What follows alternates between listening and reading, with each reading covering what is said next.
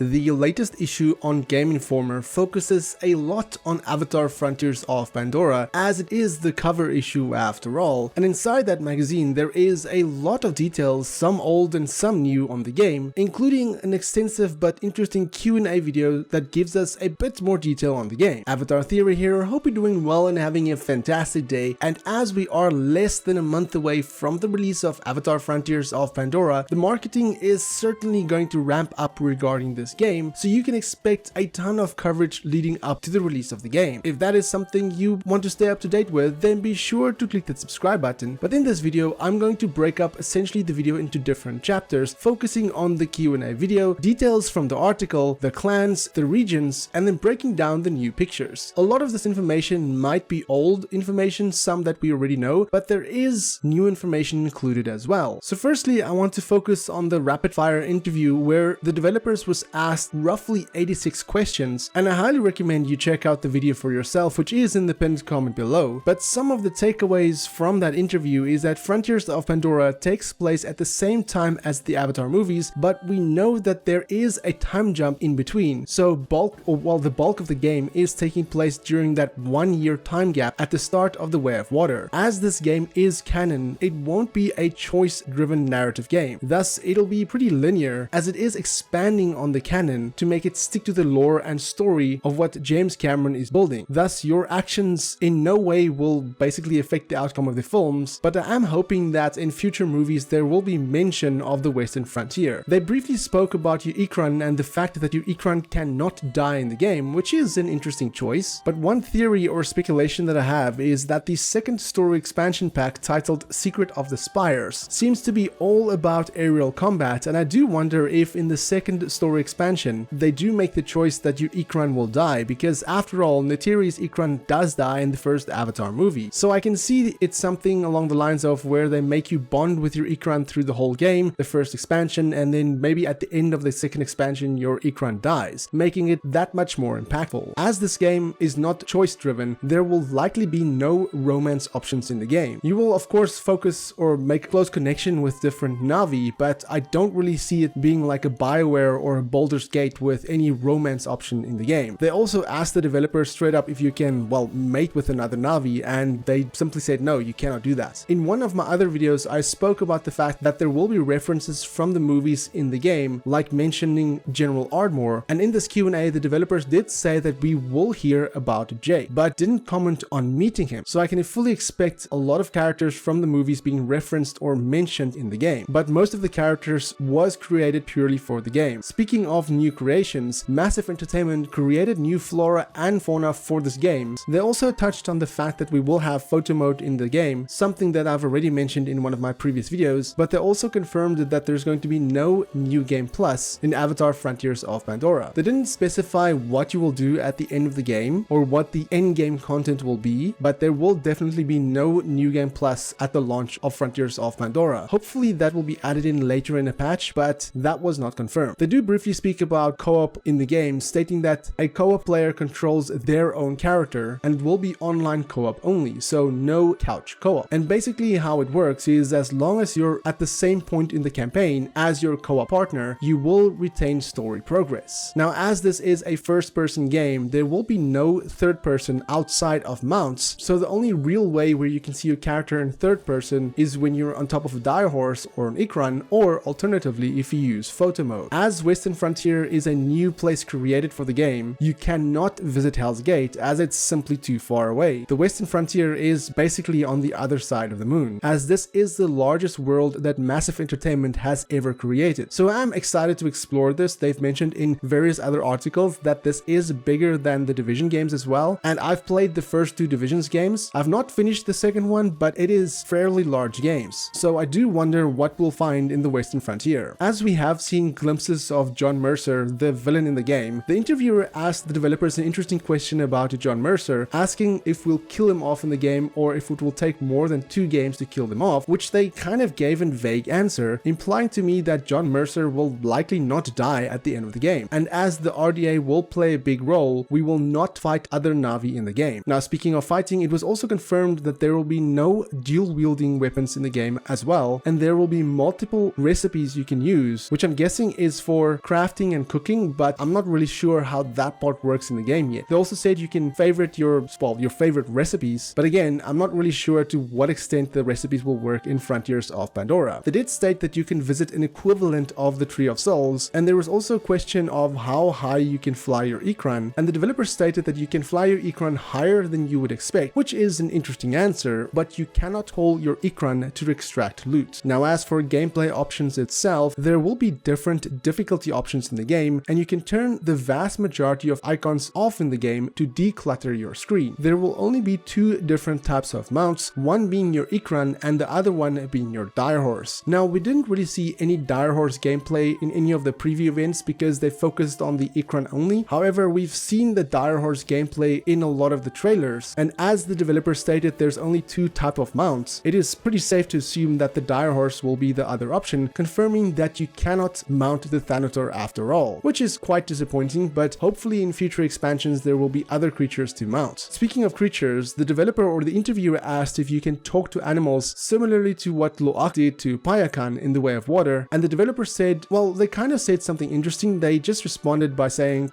you can kind of talk to animals, which I'm not really sure how to interpret, but that obviously means that you can bond with different animals and connect with them in many ways. But it was confirmed that Turok cannot be tamed in the game, as well you are not Turok Makto, but here's hoping that we'll see a glimpse of the Great Leonopteryx. As for other pieces of details, they did state that there will be boss fights in the game. They mentioned DLC plans, which we already know, and they also said that the game is designed to be separate from the films, so you do not need to watch them, but in my personal opinion, I would highly recommend that you watch at least the first Avatar movie before playing this game. So that is basically a summary of the rapid fire questions, some of the interesting stuff to take away. Again, I would highly recommend you watch the full video, which is pinned in the comment below. Moving along to the article in Game Informer, this was quite an extensive article, so I tried to summarize it as best as possible, taking away some of the important details. In the eyes of director James Cameron, the Avatar franchise represents more than just a collection of stories. It's a meticulously crafted, living and breathing world down to the smallest details. The upcoming game, Avatar Frontiers of Pandora, reflects this ambitious vision by offering fans an unprecedented opportunity to explore Cameron's Pandora. Developed by Ubisoft's Massive Entertainment in Malmö, Sweden, the game introduces a new region of Pandora called the Western Frontier. The storyline shifts the focus from human-piloted avatars to the Na'vi, unveiling new clans, wildlife, flora, and possibilities. This project is the result of a collaboration between James Cameron's Lightstorm Entertainment, the production studio behind the Avatar films, and Massive Entertainment, known for creating Tom Clancy's The Division. The unlikely partnership between a military shooter developer and the Avatar franchise began over a decade ago when the sequels were in the early stages of development. Snowdrop Engine, the technology that powered The Division, caught the attention of Lightstorm and paved the way for their collaboration. Avatar Frontiers of Pandora does not serve as a sequel to the films, but rather a parallel story. It starts with the Resource Development Administration, RDA, the human corporation tasked with exploiting Pandora's resources, expanding their operation. This new chapter introduces a character awakening 15 years after being placed in emergency cryosleep. The game unfolds during a one-year time skip, offering a unique perspective on the ongoing conflict between the Na'vi and humans. Players take on the role of a Na'vi who must reacquaint themselves with their lost culture and join the fight against the RDA. Crafting the game's narrative required close collaboration with James Cameron and his team to ensure the game adheres to the existing Avatar universe, intricate details, while introducing new elements. The geographical setting of the game, the Western Frontier, ensures it remains largely disconnected from the events of the films, allowing newcomers to immerse themselves without needing to catch up on the movies. To replicate Pandora's scientifically plausible yet fantastical environment, the game's development team follows a meticulous process of finding real-world inspirations and dialing them up to create unique creations and plant life. The game also features 3 new clans, each with its own distinct culture and personality, influenced by the geographical features of the game's regions. The gameplay involves first-person exploration and action, with players controlling a Na'vi who wields both Na'vi and human weaponry. Bows and arrows provide a stealthy option for combat, while human weapons offer more firepower but are noisier and requires ammo scavenging. Hunting, harvesting, and crafting play a significant role in the game, allowing players to gather resources and cook food to enhance their abilities. Players also have the opportunity to bond with their own Ikran, which adds an exciting dimension dimension to travel and aerial combat. A unique skill tree for the Ikran allows players to unlock various abilities for their flying companion. The game encourages creative and dynamic gameplay both in single player and cooperative modes. Environmental themes of healing and restoration are central to the game's missions, where players must dismantle RDA mining facilities, causing the environment to recover. The game features a first-person perspective and minimal waypoints on the map to encourage players to navigate the world by reading their environment, making it a more immersive experience. Overall, Avatar: Frontiers of Pandora offers an expansive and immersive experience that allows players to explore the rich and visually stunning world of Pandora, reimagining the Avatar universe through a different lens. As for the clans, we know that there will be 3 new clans in Frontiers of Pandora: the Aranahe, the Zeswa, as well as the Neytiri. The initial clan you come across within the Kinglor forest is the Aranahe. They inhabit a home tree and share a symbiotic connection with the Kinglor, which are sizable moth-like creatures. As the Aranahe clan is predominantly composed of skilled weavers and artisans, they depend on the silk produced by Kinglors to craft their elaborate clothing, fabric, and various goods. Their sophisticated preferences contribute to their proud and somewhat superior demeanor. Despite this, the Aranahe tribe is peaceful and organized, placing great importance on consensus over individual desires. The Upper Plains are home to a vibrant and fierce warrior clan known for their colorful and lively presence. They lead a nomadic lifestyle along the Zakru, gentle creatures that provide them with milk, a staple in the Zeswa's diet. These docile animals remain stationary, burying their trunks underground to feed on earth bacteria. The Zeswas set up their tents on and around the Zakru, using their massive bodies as protection against the powerful winds of the Upper Plains. When the Zakru eventually move, a rare event that occurs once in a generation, the clan follows suit. And lastly, if you search carefully, you'll discover the enigmatic Neytiri tribe concealed in the misty heart of the clouded forest. Withdrawn and elusive, they are as mysterious as their surroundings. Skilled pharmacists and herbalists, the Neytiri possesses an intimate understanding and deep appreciation for plant life, which is mirrored in their attire crafted from organic materials. They create impressive armor using the art of wood shaping, softening and sculpting wood into various forms. While they are not quick to engage in battles, the Neytiri are renowned caretakers and invaluable allies, provided you manage to locate them. In all of the previews, people were shown the first region, the Kinglor Forest, but that is not the only region in the game. In a hands-off demo, Game Informer were given a tour of the remaining 2 regions, the Upper Plains and the Clouded Forest. It was revealed that each region is significantly larger than the entire maps of both the Division games. The Upper Plains, the second area a player visits, features vastly hilly grasslands and strong winds, creating a visually stunning landscape adorned with colorful kites and tarps from the Zeswa clan's main settlement. The Zeswa people use kites not only as a form of entertainment, but also as central markers for objectives. Jensen, the guide of the developer team, demonstrated how kites are used to attract the attention of the Zeswa and locate specific objectives. Additionally, players learn how to ride dire horses, the game's second type of mount, in the Upper Plains. Dire horses are powerful steeds that enhance gravel traversal speed, but they're expendable and temporary in their bond with players. The riders must be cautious as dire horses can be killed. Moving on to the Clouded Forest, this region lives up to its name, enveloped in thick, recurring fog, with tall trees gradually immersing as you approach. The climate resembles that of the Pacific Northwest US, such as Washington, with trees and occasional sunlight piercing through the canopy. Notably, the Clouded Forest is the only region in the game with genuine mountains. A captivating sight within this region includes what initially appears to be floating trees obscured by the fog. Upon closer inspection, these trees reveal themselves as branches jutting from a massive trunk, creating a wondrous spectacle. And then finally, we have some new screenshots that was provided with the latest issue of Game Informer. And the first screenshot that I want to look at is one that I've looked at yesterday already, and this is this one with the Zeswa clan with the Zakru in the background. And you can see that this is the Zeswa clan based on their outfits, and also the fact that they are, well, with the Zakru. And you can see there is 2 Zakru, one big one and one small one. And the smaller one is obviously a baby one, because, well, it has kind of like a baby looking face. It looks like a baby elephant almost. And you can see there the skin texture just looks much younger than the other one in the back. And the other one in the back also has like much bigger legs and just overall is much bigger. And you can see there the Navi on the right side is painting on the Zakru. And as mentioned in the article, the Zakru also also pushes their trunks into the ground, with the tents in the background there forming part of the home of the Zeswa clan. Then we have an image which we've seen in trailers before, and it is of the upper plains, which is also part of the Zeswa clan, or where the Zeswa clan resides. And you can see some of the new creatures in Frontiers of Pandora. Of course, this is your character riding a dire horse, and you can see there in the far background is some sort of flying creature. I'm not really sure what that is. I can't really make out. It's a bit blurry in the far background there, but it's some sort of big, looks like some sort of big flying creature, and you can just see how open and massive this whole area is. Then we have this RDA image, which is pretty awesome in my opinion. I think it'll make quite a good poster, where you have, in total, you have 5 different amp suits. 2 of them you can only really see the arms sticking out, but you have 2 green grayish ones there in the back. You can see one RDA soldier is about to climb on it, and then you have this big one here in the middle, which is orange, and it looks like it's probably one that has a flamethrower, given the fact that there's a flame sticker or a flame pattern on the left shoulder, and then also it has what looks to be like a flamethrower on the right hand arm with a canister there, while on both arms it has a flamethrower, and then like a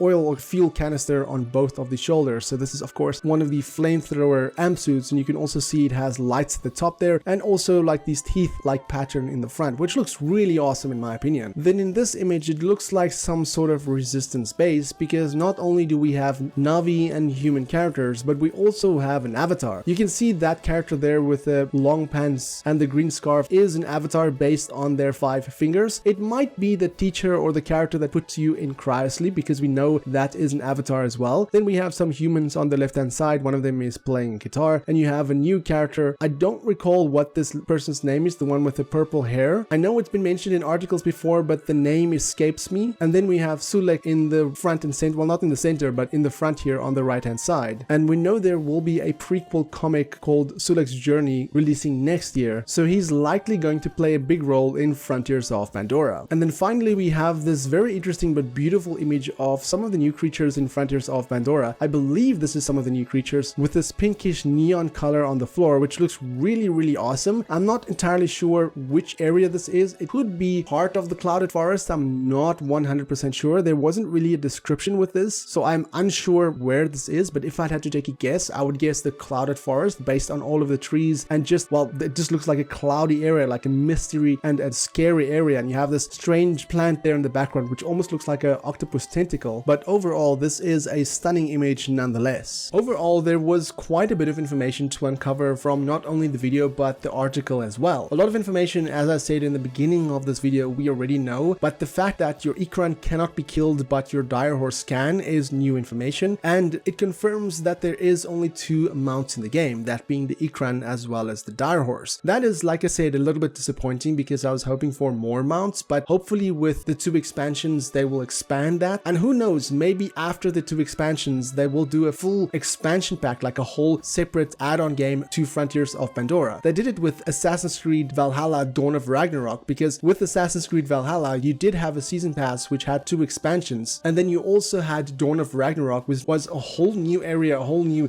game on itself. So it is possible that we get something like that much later on, maybe in 2025, because after all the 3rd Avatar movie is releasing in December of 2025, so I can see them do something like that, you know, release the first 2 DLC packs throughout 2024 and do like a whole separate add-on game to Frontiers of Pandora for December 2025. In my opinion, it will be silly if they don't capitalize on that, but I guess they'll have to see how well the game sells. I don't doubt that this game will not sell well. It is an Avatar game after all. And going over the article again, I am glad that we got some new information about the upper plains as well as the Clouded Forest, because we didn't really see or hear anything from it from all of the previews, because it was only the Kinglor Forest that was shown. Of course, they're trying to keep a lot of it away for spoiler and story reasons, and I mean, we've yet to see the character creator in action, which is strange. I'm wondering why are they keeping the character creator from us, because character customization will be a thing in this game, so I don't really know why they haven't shown it to us yet. Maybe they're either nervous or they're maybe tweaking a few more things before showing it to the public. I mean, the game has not gone gold yet as far as I know, so it is possible that changes can still be made, but with the game being less than a month away, I don't think any major changes can happen anymore, unless they're, I don't know, doing some major day 1 patch that will change some stuff fundamentally, but who knows, time will tell on that one. But overall, from all of these information, from all of this article and the video, what are some of the highlight points to you? What are you most excited about this new information? Let me know in the comments below, and for more Avatar content, have a look at the rest of my channel. Until next time, have a fantastic day and stay safe.